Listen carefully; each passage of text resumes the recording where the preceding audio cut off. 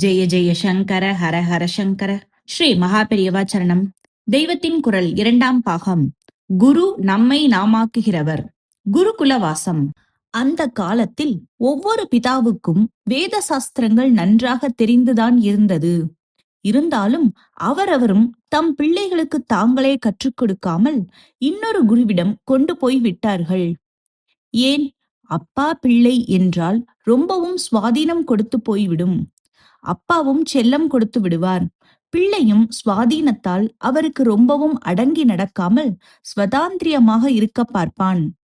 அடக்கம், வினயம் என்பதான வித்யையின் ஆதார பண்பே இல்லாவிட்டால் இவன் என்ன படித்துதான் என்ன பிரயோஜனம்? உபனிஷத்துக்களை பார்த்தால் இது தெரியும். பாரத்வாஜர் மகா பெரியவர். ஆனாலும் அவருடைய புத்திரரான சுகேஷர் என்பவர் சமித்தும் கையுமாக குருவை தேடி தேடி போய் பிப்பலாதரை அடைந்தார் என்று பிரஷ்னோ உபனிஷத் ஆரம்பிக்கிறது. சமித்து என்றால் சுள்ளி. எளிதில் பிரீத்தி அடைந்துவிடும் அந்த கால குருமார்க்கு இதுதான் பெரிய காணிக்கை. அவருடைய யஜ்ய அனுஷ்டானத்துக்கு சுள்ளிதானே முக்கியம். இப்படி இன்னும் பல பேரையும் சொல்லியிருக்கிறது. ஸ்வேதகேது என்ற பிரம்மச்சாரியை பற்றி சாந்தோக்கிய உபனிஷத்தில் சொல்லியிருக்கிறது. இவன் தகப்பனாரிடமே வித்யாபியாசம் பண்ணிவிட்டு ராஜசபைக்கு போகிறான்.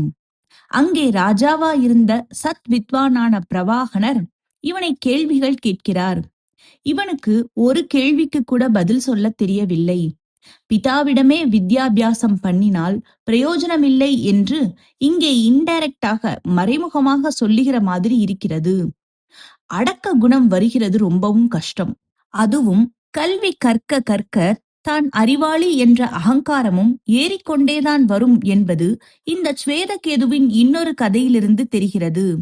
இதுவும் சாந்தோக்கியத்திலேயேதான் வருகிறது. இவன் 12 வருஷங்கள் பிதாவை விட்டு வெளி ஆச்சாரியர்களிடம் படித்துவிட்டு திரும்புகிறான். தனக்கு எல்லாம் தெரிந்துவிட்டது என்ற கர்வத்துடன் திரும்புகிறான். அப்போது இவனுடைய பிதாவே கர்வத்தை ஒடுக்குகிறார்.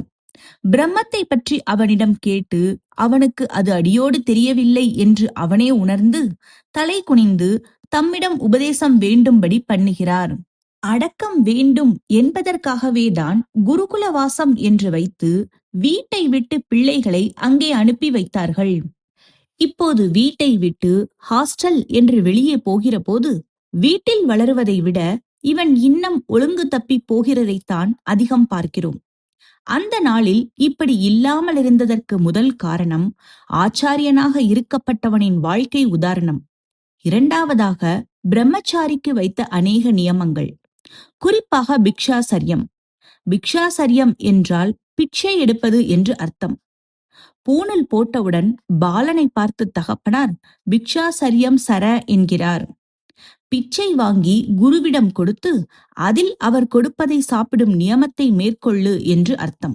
40 வேலி 50 வேலி நில குடித்தனக்காரன் ஆனாலும் தன் புத்திரனை இப்படி பிக்ஷாசரியம் பண்ணும்படி குருகுலத்தில் கொண்டு விட்டு விட வேண்டும். பிதா பிக்ஷாசரியம் சர என்றவுடன் பாடம் என்று இதற்கு புது பூணூல்காரன் பதில் சொல்ல வேண்டும். பாடம் என்றால் அப்படியே செய்கிறேன் என்று அர்த்தம். எத்தனை பணக்காரன் வீட்டு பிள்ளை ஆனாலும் குருகுல வாசத்தின் போது ஒரு கோவணத்தை கட்டிக்கொண்டு வீடு வீடாக போய் பவதி பிக்ஷாம் தேகி என்று பிச்சை வாங்க வேண்டும். ஏன் இப்படி வைத்தார்கள்? இவனுடைய அகங்காரத்தை குறைக்க வேண்டும். இவனுக்கு படிப்பாளி என்ற கர்வம் வந்துவிடக் கூடாது. படிப்பின் வாஸ்தவமான பயனை இவன் அடைய வேண்டுமானால் இவனை வினயமுள்ளவனாக்க வேண்டும் என்பதற்கே இப்படி பிக்ஷாசரியம் என்பதை வைத்திருக்கிறது. சிஷ்யன் பிக்ஷை வாங்கி வந்ததை குருவிடம் சேர்த்து விடுவான். அவர் பத்தினியிடம் கொடுத்து போட செய்வார். அதாவது சிஷ்யர்களுக்கு குரு போட்டுத்தான் சாப்பாடு கிடைத்தாக வேண்டும். இவன் அகத்திலே சாப்பிட்டுக் கொண்டு ஸ்கூலிலோ காலேஜிலோ போய் படிக்கிற போது வாத்தியார் கிடைக்கிறார் என்று அலட்சிய புத்தியோடு நினைக்கிறான். அவர் போட்டுத்தான் இவன் சாப்பிட்டாக வேண்டும் என்கிற போது இப்படி நினைக்க மாட்டான். அவருக்கு அடங்கித்தான் நடப்பான். சிஷ்யர்கள் வாங்கி வரும் பிக்ஷை இவர்களுக்கு மட்டுமின்றி குருவின் குடும்பத்துக்கும் போதுமானதாக இருக்கும். ஆனாலும் அப்போதிருந்த ஏற்பாட்டில் சிஷ்யன் குருவுக்கு சோறு போடுகிறான் என்கிற மாதிரி தெரியாமல், குருவே சிஷ்யனுக்கு போடுகிறார் என்கிற மாதிரியாகத்தான் ஒழுங்கு செய்திருந்தது. பிரம்மச்சாரி சாப்பிடுவதற்கு கணக்கு இல்லை, வயிறு நிறைய சாப்பிடலாம். ஆனாலும் நாக்கு ருசிக்காக ஆத்மாபிவிருத்தியை பாதிக்கும்படியான பதார்த்தங்களை தின்னக்கூடாது. இப்போது ஹாஸ்டலில் சுதந்திரமாக இருக்கிற மாணாக்கன் எதை வேண்டுமானாலும் தின்கிறான். அதனால் மனோவிருத்தி, மனத்தின் போக்கு கெட்டுப் போகிறது. குருகுல வாசத்தில் குரு இப்படிப்பட்ட அபக்ஷயங்களை உண்ணக்கூடாதவற்றை சிஷ்யனுக்கு போட மாட்டார். சாதாரணமாக ஒரு வேதத்தையும் அதன் அங்கங்களையும் மற்ற வித்யைகளையும் கற்பதற்கு 12 வருஷங்கள் பிடிக்கும். அதாவது 8 வயசுக்கு குருவிடம் வந்த பையன் சுமார் 20 வயசு வரையில் குருகுல வாசம் பண்ணியாக வேண்டும். 14-15 வயசுக்கு மேல் மனசில் விகாரங்கள் ஏற்படக்கூடிய பருவம். காளை பருவம் என்று சொல்கிறபடி காளை மாதிரி இஷ்டப்படி ஓட வேண்டும் என்று வேகம் ஏற்படுகிற சமயம்.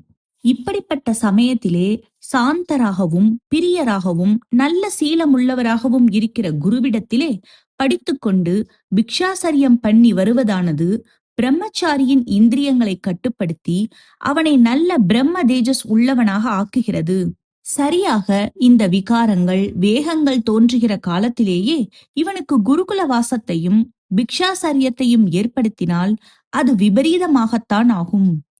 பெரிதாக வெள்ளம் வருகிற போது கரை போட பார்த்தால் கரையையும் கரை போட வருகிறவர்களையும் கூட அது அடித்து கொண்டு போய்விடும். அந்த மாதிரிதான் இதுவும். அதனால்தான் இவனை இதற்கெல்லாம் ரொம்பவும் முந்தி ஒரு 6-7 வருஷத்துக்கு முந்தியே 8 வயசு குழந்தையாக இருக்கிற போதே குருகுல வாசத்துக்கும் பிக்ஷாசரியத்துக்கும் பழக்கப்படுத்திவிட சொல்கிறது நம் சாஸ்திரம். காமம் உள்ளே புகு முன்னே காயத்ரி புகுந்து இவனை சுத்தப்படுத்த ஆரம்பித்து விட்டது.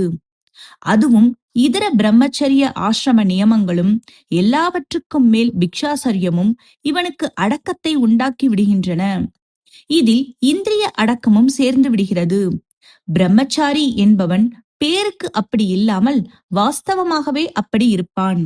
இகலோகத்துக்கு ராஜா, ராஜாங்கம் மாதிரி பரலோகத்துக்கு குரு என்று சொன்னேன். நேராக பரலோகத்தை காட்டிக் கொடுக்கிற சந்நியாச ஆசிரம குருவை போலவே இதற்கு ஆதியில் அஸ்திவாரம் போட்ட வித்யாபியாச குருவும் முக்கியமானவர் என்று சொன்னேன். ராஜாங்கத்துக்கு சேவை செய்கிறோம் அல்லவா, வரி கொடுக்கிறோம் அல்லவா, இப்படியே ஆரம்ப ஆச்சாரியார் அந்திம ஆச்சாரியார் 2 பேருக்கும் பண்ண வேண்டும். பணிவிடை புரிய வேண்டும், தட்சிணை தர வேண்டும்.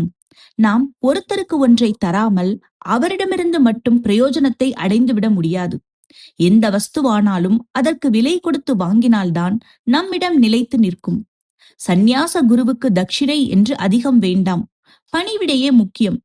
வித்யாபியாச குருவுக்கு 2ம் வேண்டும். அவருக்கு குடும்பம் உண்டு.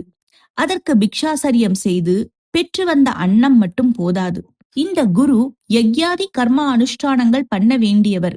எனவே இதற்கு வேண்டிய திரவியத்தை அவருக்கு தட்சிணையாக தர வேண்டும். இப்போது படிக்கிற காலத்திலேயே ஃபீஸ் கட்டுகிற மாதிரி தட்சிணை கொடுத்தால் நாம் கொடுத்துதான் வாத்தியார் பிழைக்கிறார் என்ற திமிர் வந்து குரு பக்தி போய்விடும். இதனால்தான் ஒருவன் கல்வியை முடித்துவிட்டு குருகுல வாசத்தை பூர்த்தி பண்ணிவிட்டு திரும்புகிற போதுதான் அவர் கேட்கிற தட்சிணையை தர வேண்டும் என்று சாஸ்திரத்தில் வைத்திருக்கிறது.